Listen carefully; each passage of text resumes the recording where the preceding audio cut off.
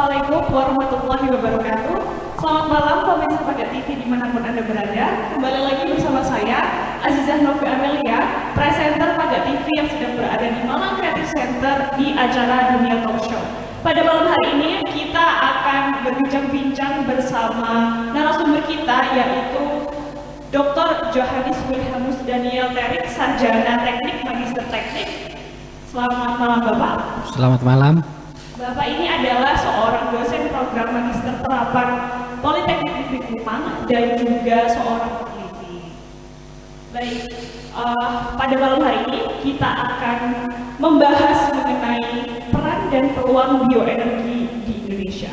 Sebelum itu, saya akan mengulas sedikit mengenai pengertian bioenergi. Pengertian bioenergi sendiri adalah energi yang diperoleh, dibangkitkan dan juga berasal dari biomasa. Sedangkan biomasa adalah bahan-bahan organik berumur relatif muda dan berasal dari tumbuhan, hewan, produk, dan juga limbah industri budidaya, pertanian atau perkebunan, kehutanan, peternakan, dan juga perikanan. Kemudian bioenergi dan biomasa ini, bahwa potensi dari bioenergi dan biomasa ini sangat amat besar, dan terutama dengan lokasinya di Indonesia. Tetapi seperti yang kita tahu bahwa di Indonesia belum banyak teknologi yang memanfaatkan ini, padahal peluangnya sangat besar. Dan kekhawatiran ini adalah bahwa negara-negara yang maju akan mendahului atau justru akan malah mengambil potensi-potensi yang seharusnya bisa dimanfaatkan di Indonesia mengenai biomasa dan juga bioenergi. Selanjutnya itu ulasan sedikit mengenai bioenergi dan biomasa materi kita pada malam hari ini, dan selanjutnya kita akan langsung berbincang dengan Bapak John mengenai hal-hal mengenai biomasa dan juga bioenergi. Jadi yang saya baca ya Bapak, bahwa mengenai perubahan iklim yang sangat drastis dan dampaknya sudah mulai banyak dirasakan oleh masyarakat. Tetapi banyak sekali masyarakat dan orang-orang ini tidak sadar dan juga belum aware bahwa persoalan ini adalah isu bersama. Menurut Bapak bagaimana Pak mengenai hal ini sebelum kita masuk ke tema bioenergi dan biomasa? Baik. Jadi perubahan iklim ini adalah masalah besar di dunia saat ini.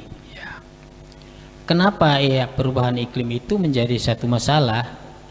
Kita lihat bahwa di dalam satu ekosistem lingkungan itu lebih banyak pembangunan gedung-gedung yang tidak berimbang dengan peremajaan kembali terhadap tanaman pada lingkungan.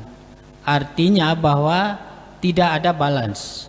Oleh sebab itu, dengan perubahan iklim ini, kalau kita melihat sebagai peneliti, itu harus juga memberikan masukan atau kontribusi besar bagi pemerintah, khususnya kita bicara di negara kita, karena kita tahu bahwa Indonesia ini sudah benar-benar dikenal dunia dengan berbagai macam tanaman yang sangat baik untuk sebagai paru-paru untuk menyerap karbon dioksida dan menghasilkan oksigen bagi kehidupan manusia atau makhluk hidup lainnya yang ada di muka bumi ini. Mungkin itu gambaran umum seperti itu. Oleh sebab itu, sebagai pengajar peneliti itu harus selalu berupaya untuk melakukan penelitian dan inovasi atau terobosan dalam hal menyelamatkan lingkungan. Itu tugas dan fungsi kami yang kami lakukan. Karena sebagai pengajar atau peneliti juga itu punya 3 fungsi dalam perguruan tinggi, yaitu tridharma: mengajar, mengabdi, dan meneliti. Mengajar adalah mencerdaskan para mahasiswa, meneliti untuk pengembangan ilmu, dan pengabdian adalah bagian dari pengembangan ilmu pengetahuan dan teknologi yang langsung diterapkan kepada masyarakat. Dalam hal ini masyarakat luas, halayak, sampai ke akar rumput sesuai kebilangan ilmu. Saya rasa seperti itu. Baik Bapak, tadi kan kita sudah mengulas sedikit mengenai bioenergi dan juga biomasa. Kira-kira dampaknya seperti apa, efeknya seperti apa nih Pak, dan juga bagaimana dia berpengaruh terhadap perubahan iklim yang lebih baik atau keberlanjutan itu sendiri? Sebenarnya kalau untuk menekan terhadap perubahan iklim itu ada banyak cara yang kita lakukan, tapi cara utama itu adalah penyelamatan lingkungan. Penyelamatan lingkungan ini dengan peremajaan kembali tanaman yang dimana dia bersifat produktif. Produktif artinya bahwa dia mempunyai multiplier effect. Multiplier effect di sini adalah dia paru-paru, tetapi dia juga bisa dimanfaatkan menjadi produk-produk dengan tidak merusak ya. Dan dia bersifatnya berkelanjutan. Artinya kontinuitasnya bisa juga berjalan. Oleh sebab itu kalau kita lihat dari sisi lingkungan dan energi, energi itu adalah suatu kemampuan untuk melakukan usaha dan energi itu adalah satu kebutuhan pokok. Tapi yang paling penting adalah memanfaatkan sumber daya alam ini dengan tidak merusak. Ini yang penting, karena ini tatanan sebagai peneliti, dia melakukan penelitian dengan menyebarluaskan ilmu pengetahuan, tetapi dia juga tetap menjaga lingkungan. Balance terhadap lingkungan dalam penelitian itu sangat penting, karena apa gunanya kita meneliti tetapi kita mengorbankan hal yang lain. Ini sebenarnya hal yang tidak seharusnya dilakukan oleh peneliti. Artinya bahwa ada inovasi atau terapan, atau kalau kita melakukan satu penelitian berarti ada masalah dan itu adalah kunci untuk menyelesaikan satu masalah dengan konsep-konsep penelitian. Itu hierarki kita sebagai peneliti. Secara sistematis, cepat, tepat, akurat, artinya pada sasarannya. Nah, kalau kita berbicara tentang masalah lingkungan dan energi di tingkat dunia sekarang ini kasus yang paling besar ya. Di Indonesia sendiri dengan begitu banyak potensi harusnya diupayakan secara maksimal. Khusus untuk bioenergi itu belum terlalu maksimal jika yang lain. Nah, bagaimana melaksanakannya itu? Pemerintah seharusnya punya regulasi. Regulasi ini adalah suatu tatanan atau aturan atau kebijakan yang memang ditetapkan oleh pemerintah dan itu bergandengan tangan dengan perguruan tinggi untuk bisa menyelesaikan permasalahan yang berhubungan dengan masalah energi dan lingkungan. Artinya masa depan daripada lingkungan ini perlu dipertahankan, tetapi juga perlu diperhatikan tentang kebutuhan. Jadi antara kebutuhan yang saat ini dibutuhkan khusus sumber daya alam energi itu bagaimana caranya untuk bisa secara kontinuitas itu berjalan, artinya terus menerus, dia tidak terputus-putus, dengan catatan bahwa di dunia ini kebutuhan energi besar, tetapi angka natalitas atau angka kelahiran itu besar, angka pertumbuhan itu besar. Nah, untuk biar bisa berjalan bersama-sama maka dibutuhkan para peneliti atau periset-periset di bidang yang mengarah. Kita bicara hari ini tentang masalah energi dan lingkungan, itu yang perlu. Jadi bagaimana kita bisa mengembangkan ilmu pengetahuan tetapi dia juga tidak merusak alam ya Pak ya, tidak merusak lingkungan ya Pak ya. Iya. Oke, selanjutnya kita kan tadi sudah berbicara sedikit mengenai potensi bioenergi. Kemudian pertanyaan saya selanjutnya adalah kira-kira ada efek samping atau dampak seperti apa Pak apabila bioenergi dan juga biomasa di Indonesia terutama tidak dimanfaatkan dengan baik? Ya, memang kalau kita melakukan sivitas itu pasti ada untung dan ada rugi. Tapi yang paling penting itu adalah keuntungan itu kan harus lebih besar dari kerugian. Artinya efeknya pasti ada. Tapi bagaimana meminimalisasi efek itu? Nah, kejelian peneliti itu harus tahu itu. Artinya setiap kita menyelesaikan satu masalah, jangan ada sesuatu yang dikorbankan besar. Ya, karena setiap orang itu menginginkan untuk melakukan satu sivitas itu dengan hal yang lebih besar persentasinya menguntungkan, tapi menguntungkan ini bagi banyak orang ya. Oleh sebab itu kalau kita melihat bahwa potensi mengenai sumber energi yang ada ya, bioenergi ini sangat banyak ya. Saya coba beberapa 5 tahun yang lalu saya di Banjarmasin itu saya keliling dari Hampang, tanah bumbu dan sebagainya. Saya melihat ternyata di sana banyak biomasa. Jadi Di situ pengalaman berharga pertama saya, ternyata biomasa ini kan dari ranting-ranting kecil dan kering dan sebagainya, itu ternyata dimanfaatkan lagi sebagai bioarang. Tapi yang dimanfaatkan itu adalah ranting-ranting yang sudah jatuh atau kering. Thailand itu salah satu negara yang membutuhkan banyak untuk biomasa. Kan ada dua, biomasa sama bioenergi. Nah, kalau biomasa itu dipakai, itu biasanya dia menggerakkan, kalau di PLTU dia menggerakkan turbin, ya, turbin untuk bisa menghasilkan listrik. Nah, sekarang dengan regulasinya pemerintah saya lihat bahwa listrik di atas 10.000 ya, kalau tidak salah ya, itu kan sudah mulai dikurangi, sehingga boleh juga sistem pembangkit itu, tapi dia harus ramah lingkungan. Kalau yang walaupun masih sistemnya tidak ramah, tapi masih di bawah kapasitas yang ditentukan sesuai peraturan, itu masih bisa berjalan. Tapi tahap demi tahap itu akan dikurangi.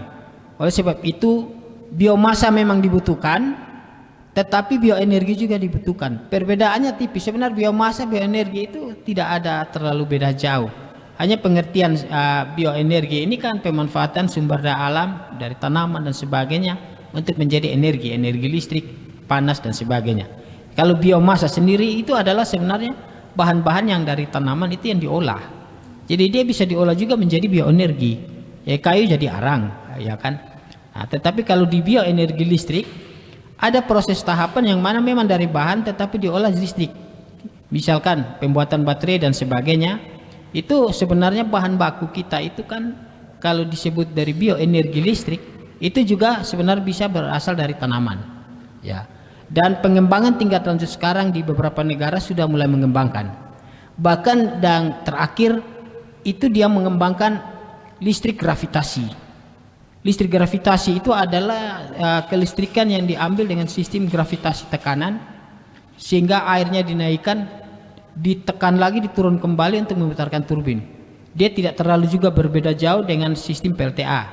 Sedangkan khusus di bioenergi itu memang belum maksimal. Karena apa? Di tingkat dunia pun hanya baru 400 lebih yang meneliti tentang bioenergi yang mengarah ke sumber energi untuk baterai. Sekarang dengan trennya baterai untuk kendaraan listrik, ya, itu Indonesia punya potensi sangat besar. Salah satunya itu adalah logam tanah jarang, lapindo itu, dan masih banyak lagi. Coba kita harus berpikir bahwa walaupun kebutuhan itu masih banyak, tapi dia tidak bersifat terbarukan. Dia akan habis jika dibandingkan dengan tanaman. Walaupun tanaman ini juga membutuhkan waktu dan proses, tapi muara akhir atau outputnya ada menghasilkan energi, itu seharusnya perlu didorong oleh pemerintah. Karena keanekaragaman hayati kita itu ada tertentu yang tidak dimiliki oleh negara luar. Nah, jika itu memang menjadi satu perhatian besar, maka sumber energi kita itu bisa dapatkan juga dari tanaman, ya, dari biomasa, ya, untuk diolah jadi sumber energi. Nah, peneliti sekarang ini berlomba-lomba untuk meneliti tentang energi yang diambil dari angin, ya, itu termasuk juga energi terbarukan atau renewable energy, dari air, ya, dan dari gelombang laut, ya, arus laut, ya, itu juga sudah mulai dilakukan. Hanya yang terbesar itu investasi itu biasanya salah satu adalah gelombang laut dan termasuk angin. Itu cukup besar yang dibutuhkan sebagai sumber energi atau energi listrik. Jadi kita harus bijak-bijak dalam memanfaatkan sumber daya alam, sehingga masyarakat itu juga tidak dirugikan. Artinya kita menggunakan, tapi kita tetap menjaga peremajaan kembali terhadap hutan dan sebagainya. Nah, ini edukasi ini seharusnya penting, dan ini menjadi satu corong bagi masyarakat melalui kita sebagai peneliti. Dan hal-hal yang kita dapatkan dalam penelitian ini kan merupakan rujukan untuk memberikan informasi kepada pemerintah sebagai pemangku kebijakan, sehingga dia harus berpikir ke depan itu seperti apa. Karena jangan sampai potensi kita ini diambil oleh negara luar. Dia mengambil bahan baku, dia mengolah, dan setelah jadi ke kita. Artinya kalau kita hanya jual bahan dasar atau bahan baku raw material, itu kita rugi karena tidak terlalu tinggi nilai jual jika dibandingkan produk jadi. Nah, saya melihat bahwa dengan kebijakan pemerintah ini merupakan langkah-langkah maju terhadap energi, karena khusus di bidang kelistrikan, baterai listrik contohnya, ya, itu Presiden juga sudah mulai melakukan terobosan dengan pembangunan beberapa pabrik, ya, termasuk di daerah Kalimantan kalau tidak salah, Sumatera, ya, itu di Morowali dan sebagainya. Sehingga kita perlu mendukung program itu. Mendukung ini ada dua hal, mendukung dengan penelitian untuk mencari sumber energi baru terbarukan atau renewable energy, dan mendukung terhadap memberikan masukan kepada pemerintah untuk demi jalannya program pemerintah untuk energi masa depan kita. Karena kehidupan sehari aja listrik mati atau sejam saja kita udah bingung. Nah, sumber cadangan yang begitu besar sesuai data statistik yang ada, itu kita harus manfaatkan sebaik-baik mungkin. Saya rasa itu yang paling penting untuk perlu dikaji, sehingga ini menjadi suatu momen yang tepat yang bagi kita sebagai peneliti juga perlu berpikir ke arah tersebut. Baik, yang saya dapat adalah bahwa bagaimana kita memanfaatkan energi itu juga harus selain digunakan tetapi juga dipertahankan dan juga dilestarikan, terutama bagi para peneliti. Mereka punya peran untuk memberikan informasi kepada pemerintah mengenai apa-apa yang akan dibuat atau akan dijadikan regulasi atau akan diperluas di masyarakat, kemudian terutama untuk sisi-sisi keberlanjutan pemirsa. Nah, kita sudah berbicara mengenai bioenergi dan biomasa. Kemudian pertanyaan saya selanjutnya adalah, adakah jenis tanaman yang dia sangat punya potensi besar, Pak, terutama untuk bioenergi dan biomasa? Ya. Baik.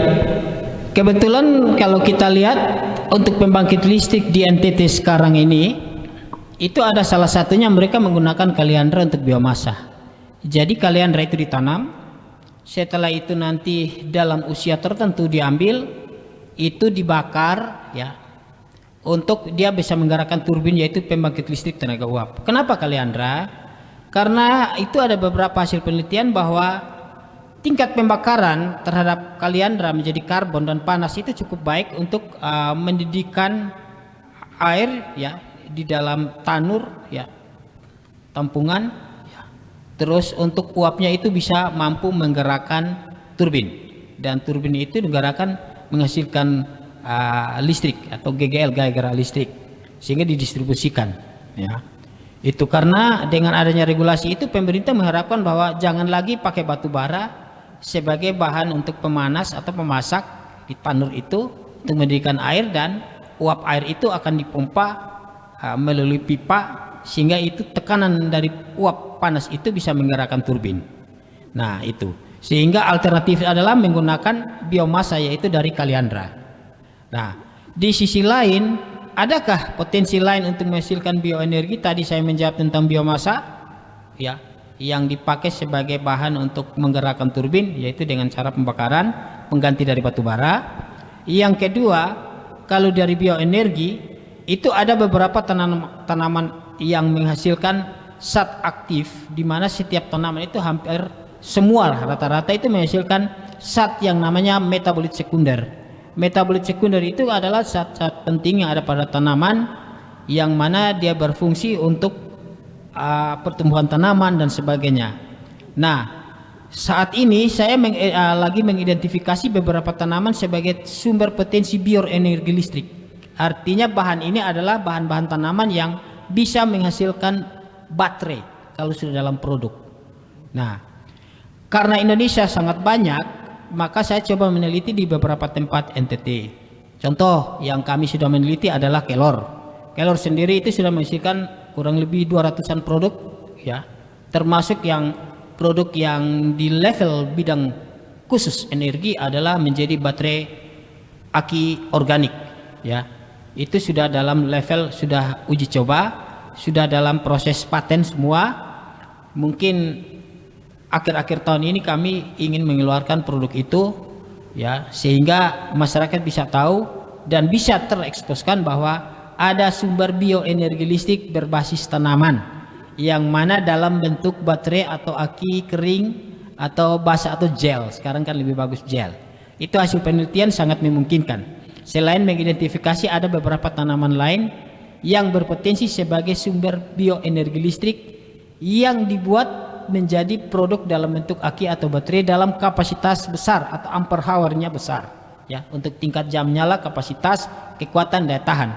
Tinggal kita membutuhkan kolaborasi keilmuan dan laboratorium, karena saya melihat sisa kita bentuk dalam skala nano dan sebagainya itu bisa untuk materialnya, karena di Indonesia sendiri sudah ada Pusbitek nanoteknologi, ya.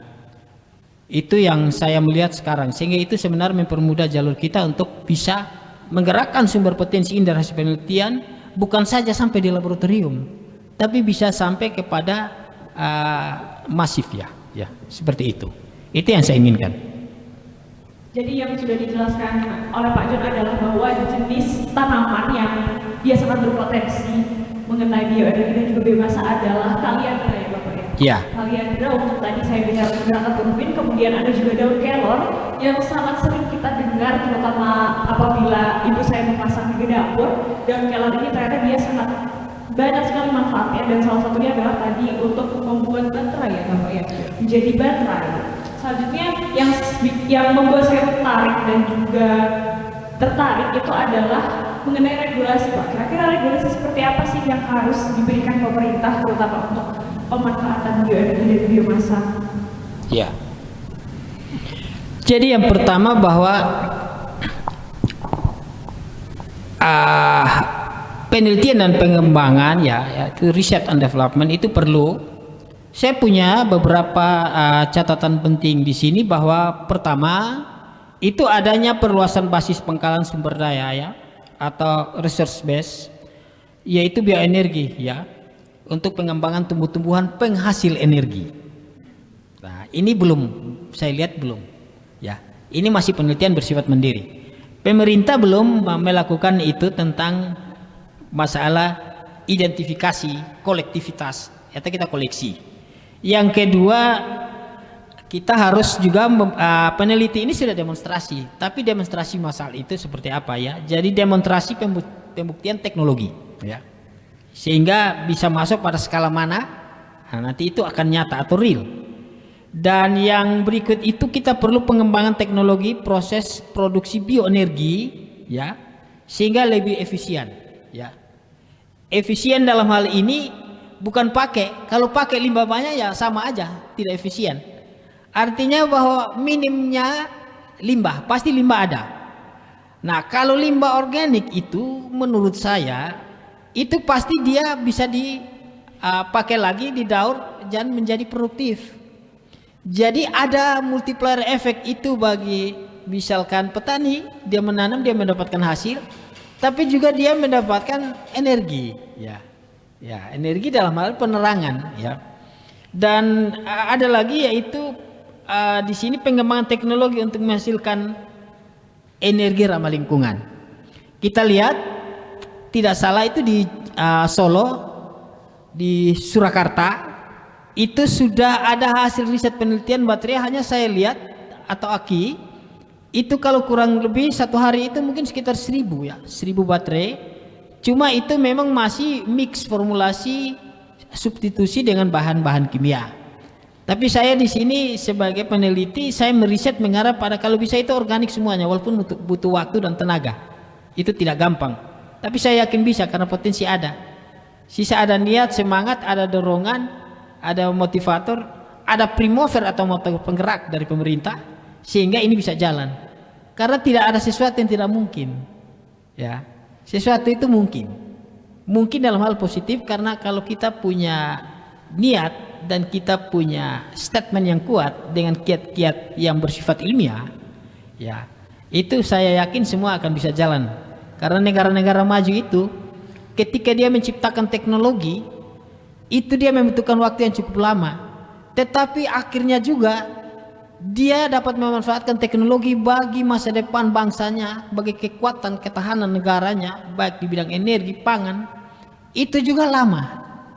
Kalau kita membangun sesuatu yang lama, seperti kita melihat buah itu jangan diperam, jangan makannya diperam, itu kan kurang bagus. Tapi kalau buah itu memang dia matang benar, maka itu akan merasa enak dan itu akan lebih baik. Jika hari ini kita menciptakannya sesaat, tapi ternyatanya juga penggunaannya juga sesaat, dan itu akan mubazir. Artinya bahwa hasil karya-karya itu jangan sampai prematur, jangan sampai gagal produk. Jadi butuh kerja keras, butuh tim yang solid, karena di dalam kolaborasi keilmuan itu bisa menghasilkan temuan-temuan atau novelty yang sangat luar biasa bagi bangsa dan negara. Saya rasa seperti itu. Baik, yang saya tangkap adalah bahwa mulai dari regulasi sampai dia pemanfaatan ke masyarakat luas itu membutuhkan waktu yang lama. Bahkan apabila blueprint kita adalah negara-negara maju, mereka juga butuh waktu, butuh proses yang sangat kompleks untuk akhirnya bisa menghasilkan atau membuat energi-energi terbarukan ini menjadi hal yang kemudian normal di masyarakat atau sudah digunakan secara masif di masyarakat. Selanjutnya Pak, tadi saya membaca bahwa bioenergi dan biomasa ini akan mendukung agenda Millennium Development Goals di Indonesia terutama. Nah, kemudian saya ingin bertanya bagaimana siasat yang seharusnya dilakukan mengenai pemanfaatan bioenergi dan biomasa ini untuk mendukung agenda tersebut, padahal banyak dari agenda Sustainable Development Goals atau SDGs itu yang masih banyak belum tercapai. Jadi pemerintah itu kan sebenarnya kalau kita lihat ya, dia membuka jalan yang tadi saya bilang intinya adalah kunci kebijakan ya. Kalau dia membuka jalan itu, maka peneliti juga akan kiat mengimplementasi hasil itu dan bisa bekerjasama dengan industri. Karena di sini kita melihat bahwa wawasan peneliti itu kan harusnya wawasan nasional kebangsaan, pengembangan ilmu pengetahuan dan teknologi, menyumbangkan hasil ipteknya demi kepentingan dan kemaslahatan bangsa negara umat. Tinggal kita melihat potensinya di provinsi atau daerah A itu apa. Tapi kalau kita berbicara yang berfokus pada energi, saya melihat bahwa hasil riset ya, itu cukup banyak.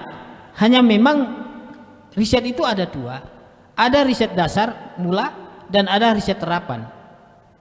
Riset saat ini untuk energi yang khusus yang kita bicara hari ini, bioenergi ini dia belum sampai pada penerapan ya. Baru mau melangkah maju ke penerapan, walaupun sudah ada beberapa ya. Contoh biogas itu sudah sampai penerapan ya, untuk biogas ya. Sedangkan yang matahari atau solar cell itu sudah sampai penerapan ya. Angin sudah sampai penerapan. Hanya di antara bioenergi yang ada atau energi terbarukan yang ada ini, karena masing-masing punya kelebihan kekurangan, topografi berbeda, potensi berbeda, tidak semua ada angin yang baik, tidak semua ada gelombang yang baik kalau untuk sistem gelombang atau arus laut, dan tidak semua ada potensi matahari yang panjang atau kemarau panjang. Contoh, NTT ini adalah satu negara yang satu daerah, satu provinsi yang cukup panjang kemarau. Oleh sebab itu dia solar cell-nya cocok. Tapi di NTT itu untuk PLTA itu dia minim di sana ya. Dia minim. Lebih banyak mengarah pada solar cell. Begitu juga kita lihat contoh di Pontianak ya, Kalimantan Barat ya. Itu dia cocok untuk solar cell. Sedangkan kalau di Jawa sendiri berdasarkan data itu lebih banyak juga, bisa juga solar cell dan bisa juga PLTA. Itu semua itu merupakan sumber energi terbarukan dan ramah lingkungan. Disebut ramah tadi karena minim terhadap limbah buangan, residu dan pencemaran terhadap lingkungan. Itu. Cuma kita harus berpikir bahwa setelah kita memakai solar cell untuk ke depan, yang patut dipikirkan limbahnya dari solar cell ke depan ini nanti seperti apa. Ini kan saat ini. Sebagaimana dulu orang memakai baterai, orang mungkin tidak memikirkan saat ini ternyata sudah berbahaya. Oleh sebab itu peneliti berpikir, kalau 100-200 tahun ke depan setelah limbahnya terjadi, dibuang kemana? Maka artinya saat ini kita berpikir tentang bioenergi, biolistrik, energi listrik yang berbasis lingkungan. Itu. Jadi di dalam setiap tahap pengembangan ilmu pengetahuan dan teknologi, kemajuan iptek itu punya kelebihan kekurangan. Disitulah celah untuk peneliti melihat untuk bagaimana melengkapi, memperbarui atau mengisi itu, sehingga mengurangi dampak-dampak ini. Ini yang perlu. Jadi kalau dikatakan bahwa sejauh mana pemanfaatan dan regulasi, saya rasa itu pemerintah punya roadmap. Tinggal nanti peneliti dengan hasil karya itu kan memberikan masukan input bagi pemerintah. Karena saya melihat bahwa dia sudah ada outlook-nya untuk energi saat ini. Dan memang dari sebelumnya sudah ada. Akhirnya kita sinergikan saja, kita memberikan masukan. Karena sebagai peneliti, karya-karya ini memang harus disumbangsi. Tinggal respon tanggapan daripada pemerintah, khusus di bidang ESDM, energi sumber daya dan mineral. Saya rasa seperti itu. Baik Pak, yang saya baca tadi adalah bahwa negara Thailand itu adalah salah satu negara yang dia pemanfaatan biomasa itu terbesar. Kira-kira apa sih yang bisa Indonesia pelajari dari negara Thailand mengenai pengoptimalan pemanfaatan biomasa dan bioenergi? Baik, kalau yang perlu kita pelajari yang perlu kita timba bahwa dia juga itu kan salah satu negara kepulauan. Tetapi perlu diingat bahwa sumber daya alam itu dia begitu cepat dengan regulasi melakukan. Oleh sebab itu langkahnya dia itu cukup cepat. Kecepatan untuk melakukan atau melaksanakan program-program ini itu juga dengan kebijakan. Jadi sinergi antara kebijakan atau regulasi itu harus cepat tepat sasaran. Ya. Karena cepat tepat sasaran ini adalah dalam jangka panjang. Ya. Itu yang tadi saya katakan bahwa kalau manusia lahirnya terus-menerus, maka tanah ini tidak pernah bertambah besar, luas. Kalau tanaman boleh. Oleh sebab itu tingkat berat terhadap penurunan tanah ini, kita melihat Jakarta itu kenapa banjir? Karena apa? Pembangunannya itu sudah terlalu begitu padat, manusia udah banyak, sehingga pemerintah mengambil regulasi keluar itu tidak boleh merusak lingkungan, karena di situ ada potensi energi juga, ada tanaman dan sebagainya. Jadi roadmap pemerintah itu tinggal kita hanya melihat, kita sinergikan dengan hasil penelitian kita, yang bila mana hasil ini adalah sesuai dengan kebutuhan masyarakat dan harus berjalan dengan koridor-koridor atau aturan-aturan yang ada pada pemerintah. Itu harus seperti itu. Artinya sinergi itu perlu. Sinergi untuk menyelaraskan antara hasil penelitian, ilmu pengetahuan dan teknologi itu betul-betul terpakai. Jadi kalau penelitian yang baik itu adalah penelitian yang merujuk pada faktor kebutuhan saat ini dan akan datang. Tergantung energi, pertanian, peternakan, kesehatan. Karena itu adalah utama daripada apa yang kita butuhkan saat adanya kehidupan di bumi ini. Saya rasa seperti itu. Baik, jadi untuk mengenai pemanfaatan bioenergi dan juga biomasa, seharusnya Indonesia ini lebih cepat dan juga tepat sasaran untuk membuat regulasi, terutama regulasi untuk pemanfaatannya. Baik Pak, selanjutnya adalah tadi kan kita sudah membahas mengenai masa depan dan juga sustainability dan juga bahwa bioenergi dan juga biomasa ini nantinya akan berperan penting dalam keberlanjutan lingkungan terutama. Kemudian yang ingin saya tanyakan adalah tantangan seperti apa yang akan dihadapi ketika industri, bahkan mungkin sudah ada industri atau industri bioenergi dan juga biomasa ini, industri bioenergi domestik sudah terbangun. Tantangan seperti apa yang akan dihadapi? Baik, jadi apapun yang kita lakukan, tadi saya juga katakan bahwa ada peluang, ada tantangan. Ya, tantangannya adalah yang pertama bahwa bagaimana masyarakat bisa menerima teknologi ini, ya, itu tantangan. Ya, contoh, ketika pemerintah mau mencanangkan pembangkit listrik tenaga nuklir, itu ditolak. Ya, itu pasti ditolak karena tantangan itu adalah muara pada risiko. Tapi kalau bagi bioenergi, masyarakat paling tidak dia bisa menerima dengan dasar satu pemahaman. Artinya bahwa teknologi itu bagaimana kita menyebarluaskan bahwa ini ramah lingkungan, itu penting dulu. Ramah lingkungan seperti apa? Lingkungan itu kan ada dua, ya. Lingkungan manusia dan lingkungan sekitarnya, terutama untuk hewan dan sebagainya. Tantangan itu hanya bisa diselesaikan kembali juga pada keramah lingkungan dan konsep teknologi. Teknologi itu sebaik apapun, tetapi kalau tidak ramah lingkungan, itu menjadi satu ketakutan besar.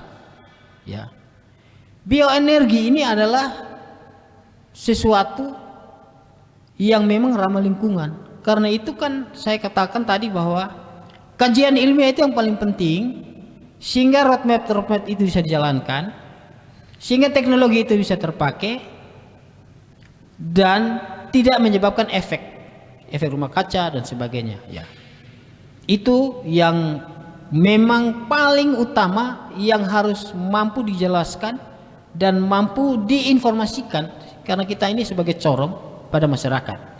Ya, sedangkan peluang adalah keberlanjutan, karena yang kita pakai itu adalah terbaharukan, artinya kontinuitas dia itu selalu ada bahan baku dan sebagainya. Sisa bagaimana manajerial kita mengatur sumber daya energi itu sehingga terpakai, tetapi pun ada hal-hal yang dianggap itu menjadi satu kesenjangan atau merugikan, itu bisa diminimalisasi. Jadi antara peluang, tantangan dan konsep itu harus selaras. Seperti itu saya rasa. Baik, mengenai industri bioenergi domestik tadi, Bapak John sudah menjelaskan bahwa nantinya akan ada peluang dan juga tantangan, dan bagaimana caranya pemerintah dan juga bersinergi dengan masyarakat untuk mengurangi atau meminimalisir dampak ataupun resiko dari tantangan tersebut. Selanjutnya Bapak, bagaimana cara melestarikan bahan-bahan, sumber bahan biogas dan juga biomasa agar penggunaannya terutama itu dia tetap berkelanjutan dan tetap memberikan manfaat bagi masyarakat luas bahan-bahannya? Ya, kalau pemeliharaan itu adalah hal yang penting. Ketika kita melakukan satu aktivitas memproduksi sesuatu, yang pertama adalah bahan. Ketika bahan itu sudah kita mengatur dia supaya dia bisa berkesinambungan, itu ada konsep-konsep tertentu. Konsep pertama adalah dia bersifat daur hidup. Konsep kedua adalah minim terhadap residu. Konsep ketiga adalah tidak adanya konflik terhadap lingkungan dan masyarakat sekitar jika aktivitas itu dilakukan atau industri dan sebagainya dilakukan di tempat itu. Itu sudah merupakan hal pokok untuk melakukan satu aktivitas atau satu industri yang memang betul-betul walaupun itu untuk banyak orang. Karena itu merupakan dampak. Ketika terjadi dampak itu, maka itu menjadi satu masalah. Nah, dampak ini, dampak positif adalah multiplier efek masyarakat rasakan. Industri atau tempat terbangunnya situ, maka masyarakat menjadi hidup karena menjadi satu pusat perekonomian baru. Artinya itu adalah bagian dari multiplier efek. Masyarakat bisa berjualan, ada orang yang bekerja di perusahaan dan sebagainya. Tetapi di lain hal, perusahaan itu harus mengikuti kaedah-kaedah untuk pengolahan limbah dan sebagainya. Walaupun ramah lingkungan, limbah itu ada. Tapi limbah itu harus mempunyai nilai tambah. Ya, nilai tambah bagi industri atau bagi negara, bahkan nilai tambah bagi masyarakat. Contoh, kalau limbah organik, bisakah dia diolah kembali menjadi pupuk cair, pupuk granul dan sebagainya? Itu. Nah, kalau itu bisa dilakukan, itu kan bagian dari syarat industri yang mana harus memenuhi syarat-syarat AMDAL dan sebagainya. Sudah lebih mendalam ke sana lagi. Nah, pokok itu yang penting. Kalau itu sudah bisa memenuhi aturan, maka saya yakin pasti industri itu jalan. Karena aturan itu menyangkut tentang AMDAL, tentang masyarakat sekitar. Semua variabel-variabel atau bagian-bagian itu harus dipertimbangkan. Walaupun ramah lingkungan pasti ada efek, ya, sekecil apapun. Nah, itu adalah hal-hal yang paling penting yang merupakan tolak ukur untuk menjadi satu industri yang pengolahan terhadap bioenergi ramah lingkungan, sehingga semua pelaksanaan perencanaan itu betul-betul tercapai sesuai yang diinginkan. Jadi biomasa dan juga bioenergi ini nantinya dia pastinya semua hal yang diproduksi akan ada limbah, tapi untuk biomasa dan juga bioenergi ini limbah tersebut akan menjadi nilai tambah, yaitu misalnya untuk penggunaan pupuk dan juga lain sebagainya. Untuk pertanyaan terakhir Bapak di malam hari ini, bagaimana, apa sih harapan Bapak terhadap baik untuk pemerintah dan juga untuk mungkin respon masyarakat luas mengenai kabar bahwa bioenergi dan juga biomasa ini adalah bahan penting atau adalah unsur penting yang akan kita gunakan di masa depan? Baik, yang pertama, regulasi pemerintah harus melihat terhadap sumber daya alam. Itu yang penting. Artinya bahwa program pemerintah itu sebenarnya adalah untuk kepentingan masyarakat.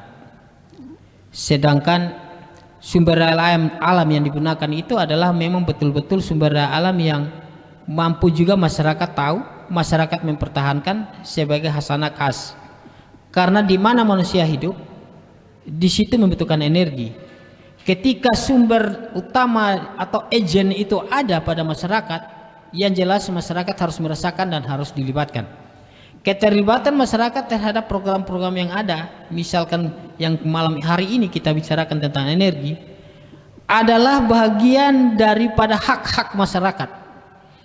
Contoh, di dalam lahan situ ada bagian dari kepemilikan masyarakat, maka hak-hak masyarakat itu juga perlu diperhatikan, ya, sehingga masyarakat merasa bahwa dia juga memiliki di dalam programnya ini, dia merasa bahwa dia bagian dari program ini karena dia merasakan, dia memiliki, dan dia juga terlibat.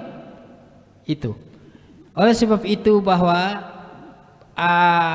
program pemerintah untuk peningkatan bioenergi ini perlu ditingkatkan dengan mencari temuan-temuan baru, sumber energi baru terbarukan, ya, sehingga benar-benar dapat dipakai, dapat dimaksimalkan sesuai dengan kebutuhan, tetapi tetap menjaga keselarasan atau keseimbangan antara alam, yaitu di dalamnya alam itu ada manusia, ada makhluk hidup lainnya, supaya itu tetap bisa seimbang.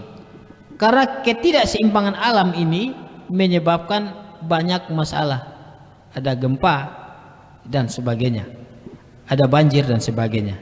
Ini yang perlu dilakukan, dan sebagai peneliti juga harus tetap berusaha dan semangat untuk meneliti sumber energi baru terbarukan, bioenergi, ya, biomasa, biogas, ya, biogas itu termasuk dalam energi terbarukan, sehingga ke depan itu masyarakat benar-benar jangan sampai seperti ayam mati dalam lumbung padi. Ada sumber daya, mereka tidak bisa berbuat apa-apa karena peneliti sendiri juga mungkin belum sempat masuk pada daerah itu karena masih terisolasi dan sebagainya. Itu adalah kendala-kendala. Jadi roadmap pemetaan tentang sumber energi baru terbarukan, mulai dari bentuk sel surya, air, angin, ya, sampai ke bioenergi, biomasa, itu perlu ditingkatkan. Berdasarkan data-data itu, maka pengkajian lebih lanjut tentang penelitian ini akan lebih mudah karena kita sudah punya roadmap, kita sudah punya data statistiknya. Itu yang penting. Tinggal kebijakan bermain di situ, maka saya yakin akan jalan. Saya rasa seperti itu. Terima kasih. Baik, untuk menyimpulkan acara workshop pada malam hari ini, yang saya katakan adalah bahwa bioenergi dan juga biogas adalah salah satu materi ataupun bahan yang dia akan mendukung keberlanjutan dan juga mendukung tadi yang sudah sempat saya sebutkan, Millennium Development Goals, yang itu adalah agenda lebih advance lagi dari SDGs atau Sustainable Development Goals.